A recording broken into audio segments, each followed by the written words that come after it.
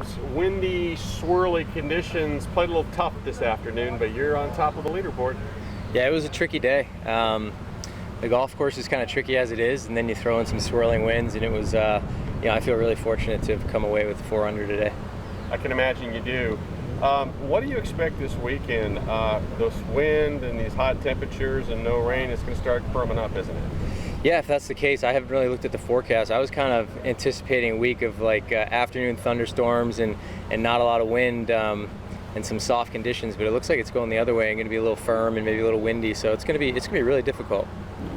On a day when we've seen a couple of low rounds, but again, this course is playing kind of tough. What's your kind of strategy going into the weekend rounds, and anything you're going to work on?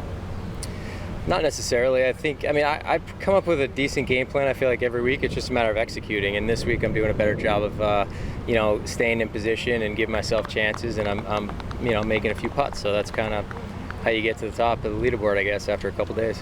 It's always about putting, isn't it? Yeah, you also got to keep it in play and keep it in position. I think today I didn't do quite as good a job as I did yesterday with really navigating and putting myself in the good spots, and today I got out of position a few times, but for the most part kind of hung in there and kept it together.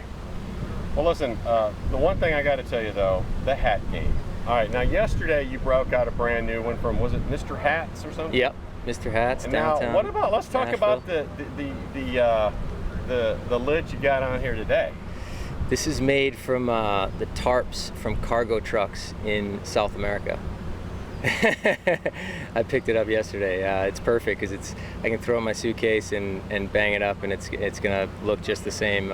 It says inside the hat, there's nothing you can do to this hat that it hasn't already been through. So it's exactly what I'm looking for. James, on top of your hat game and on top of the leaderboard. I appreciate it. Thanks.